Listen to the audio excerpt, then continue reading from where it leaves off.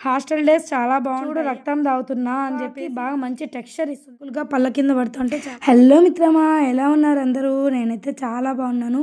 మీరు కూడా బాగుండాలని మనస్ఫూర్తిగా కోరుకుంటున్నాను. ఇంతకీ ఏం చేస్తున్నానని చూస్తున్నారా? చూడండి, బీట్రూట్ క్యారెట్ మిక్సింగ్ అనమాట, హల్వా చేస్తున్నాను. ఎంత నీట్గా ఎంత క్యూట్గా ఉన్నాయి కదా చూడ్డానికి. Beetroot carrot mixing halwa, I mean అదేంటో తురుము తురుము తురుము. ఏందో వర్డ్స్ రావు, ఏం రావు, మాటలు రావు. మాటలు చెప్పేదాన్ని మాత్రం యూట్యూబ్ ఎక్కేస్తాను నేను. ఏం చేద్దాం చెప్పండి, నన్ను మీరు భరించాల్సిందే తప్పదని నేను చాలాసార్లు చెప్పాను కదా. ఇది మా పద్దు డైలాగ్లే. ఆమె ఆమె చెప్పి చెప్పి చెప్పి నాకు వచ్చేస్తుంది ఆ డైలాగు. చూడండి, ఇప్పుడైతే అది ఏంటి ఆయిల్ అనుకుంటున్నారా? కాదు కాదు, గీ నెయ్యిలో కిస్మిస్ ఫ్రై చేశాను. అవి ఏమంటారు, వాటిని ఏమంటారు అబ్బా, కాజు. అవి లేవన్నమాట ఇంట్లో, కాజు లేవు. బాదం ఉన్నాయి. బాదం ఏమే నెయ్యిలో ఫ్రై చేయము, లాస్ట్లో తురిమేసి లాస్ట్లో వేసాను. కిస్మిస్ మాత్రం ఇప్పుడు ఫ్రై చేసుకున్నాను. ఇప్పుడు బీట్రూట్ మిక్సింగ్ ఉంది కదా, బీట్రూట్ క్యారెట్ హల్వా అనే వచ్చేస్తుంది. ఆ తురుము మిక్సింగ్ ఉంది కదా, అది మిక్స్ చేసుకుంటున్నాను అనమాట. మా ఆయనకైతే స్వీట్లు ఇంతకుముందు పెద్దగా ఇష్టపడేవాడు కాదు, నేను చాలా బాగా ఇష్టపడేదాన్ని. ఇప్పుడు నేను తగ్గించేసాను స్వీట్లు తినడము. ఆయన మొదలుపెట్టారు. ఆయనకి స్వీట్లు బాగా నచ్చుతున్నాయి.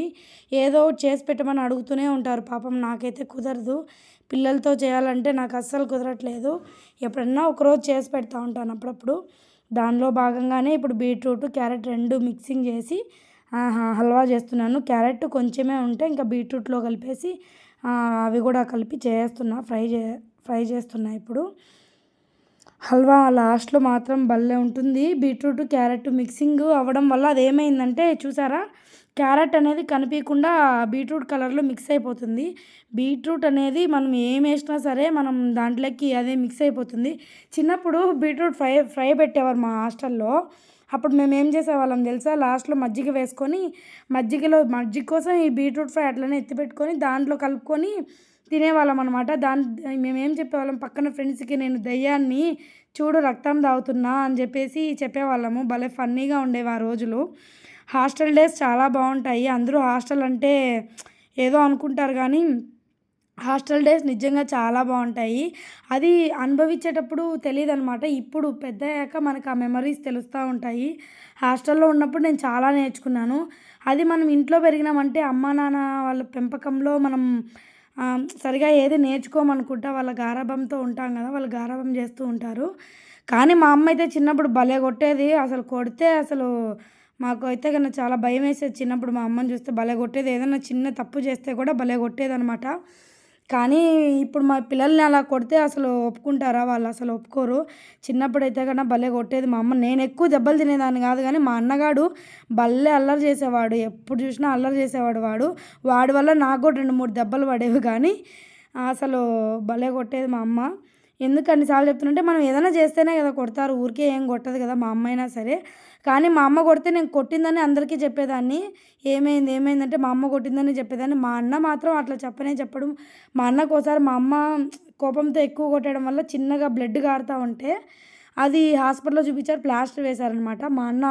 మేము అప్పుడే మా నాన్నమ్మల ఊరికి వెళ్ళాల్సి వచ్చి, మా నాన్నమ్మల ఊరికి వెళ్తే అక్కడ అందరూ అడిగితే వాడేం చెప్పాడు, చెట్టు మీద నుంచి దూకి కింద పడ్డానని చెప్పాడు. నేను మాత్రము అమ్మ కొట్టిందని అందరికి చెప్పేశాను. అదే అనమాట అబ్బాయిలకి అమ్మాయిలకి తేడా. అబ్బాయిలు అమ్మల మీద అస్సలు మాటలు పడనీరు కదా. కానీ ఇప్పుడు వేరేలా ఉంటుందిలే, అది వేరే విషయం. చిన్నప్పుడు అలా అమ్మ అంటే చాలా ఇష్టంగా ఉండేవాళ్ళు. ఇప్పుడు ఏమంతగా పెద్దగా పట్టించుకోరు. ఎందుకంటే ఎవరి ఫ్యామిలీస్ వాళ్ళవి అయిపోతాయి కదా. అంతే, ఏం చేయలేం. మనమైతే ఇప్పుడు బీట్రూట్ హల్వా చూద్దాం దాని పరిస్థితి ఏందనేది. బీట్రూట్ బాగా ఫ్రై అయిపోయిన తర్వాత అందులో కొంచెం మిల్క్ వేసాను, పాలు వేసి బాగా అది కూడా ఫ్రై చేశాను. అది కూడా ఉడకబెట్టాను బాగా. పాలల్లో కూడా బాగా ఫ్రై అయిపోయిన తర్వాత మెత్తగా అయిపోతాయి అన్నమాట. ఈ బీట్రూట్ క్యారెట్ తురుము అనేది బాగా మెత్తగా అయిపోతుంది. ఈ టైంలో మనం కొంచెం చక్కెర వేసుకోవాలి. మనకి ఎంత టేస్ట్, కొంతమంది తీపి ఎక్కువ తింటారు, కొంతమంది తీపి తక్కువ తింటారు కదా. నేనైతే ఒకవేళ స్వీట్ తినాలనుకుంటే స్వీట్ ఎక్కువగానే తింటాను. మా ఆయన కొంచెం స్వీట్ తక్కువగా ఉండాలి. అదే నాకు ఆయనకు తేడా. అందుకే నేను మీడియంగా వేస్తానన్నమాట. ఇప్పుడు ఎందుకంటే మనం చక్కెర ముందే పాలల్లో ఎందుకేయమంటే, ఇప్పుడు ఇలా వేయడం వల్ల అదేంటంటే కొంచెం పాకంలాగా వచ్చి హల్వాకి బాగా మంచి టెక్స్చర్ ఇస్తుందనమాట. నాకు చక్కెర ఇంకొంచెం పడుతుందనిపించి మళ్ళీ వేశాను. మీకు ఎంత కావాలంటే అంత వేసుకొని టేస్ట్ చూసుకొని మళ్ళీ వేసుకుంటే తప్పేం లేదు కదా. ఇగో చూసారా, ఇప్పుడు అదేంటంటే అది బాగా దగ్గర పడే కొద్దీ మనకి ఎలా వస్తుందంటే టెక్స్చరు కొంచెం ఇలా బంక బంకగా స్వీట్స్ ఉంటాయి కదా, అలా వస్తుంది. ఏమంటారు, స్వీట్ షాప్ స్టైల్లో వస్తుందనమాట చెప్పాలంటే. అంత బాగా వస్తుంది టెక్స్చరు. అందుకనేసే నేను పాలన్నీ ఇమిరిపోయిన తర్వాత వేసాం. పాలలో వేసామంటే అందులో కరిగిపోయి దాంతోపాటు ఉడుకుతుంది కానీ ఇలాంటి టెక్స్చర్ రాదు. అందుకనేసే మనము లాస్ట్లో వేసుకోవాలి. అదే పాలన్నీ ఎగిరిపోయిన తర్వాత వేసుకోవాలన్నమాట. ఇందాక చెప్పాను కదా, మా హాస్టల్లో ఇలాగ మజ్జిగలో కలుపుకొని బీట్రూట్ ఫ్రై తినేవాళ్ళము. ఇది రక్తంలాగా కనిపించేది. నేను రక్తం తాగుతున్నా అని చెప్పేవాళ్ళం. భలే ఫన్నీగా ఉండేది.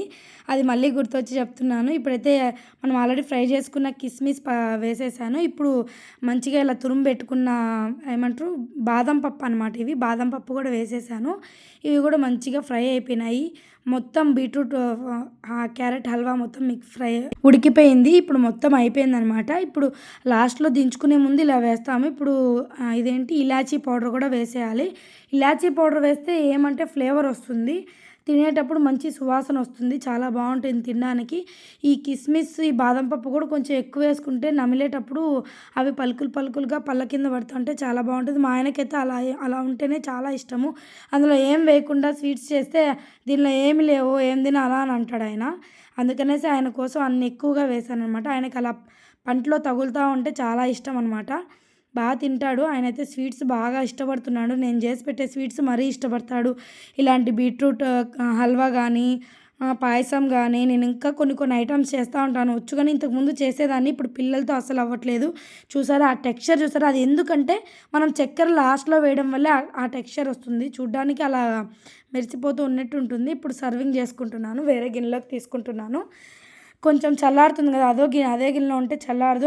ఆయన వచ్చేస్తాడు, ఇంకా వచ్చే టైం అయింది. అందుకనేసి చల్లారిపోతుందని మళ్ళీ వేరే గిన్నెలో పెడుతున్నాను. కామెంట్ సెక్షన్లో కామెంట్ చేసేయండి. ఇంకా ఫ్రిడ్జ్లో పెట్టుకొని ఇంతవరకు నా వీడియో చూసినట్లయితే మీకు నచ్చిందని చాలా బాగుంటుంది. స్వీట్స్ అనేవి లైక్ చేసి షేర్ చేసి సబ్స్క్రైబ్ చేసుకోండి. అబ్బా రెసిపీ తెలియని వాళ్ళు ఉంటే షేర్ చేయండి.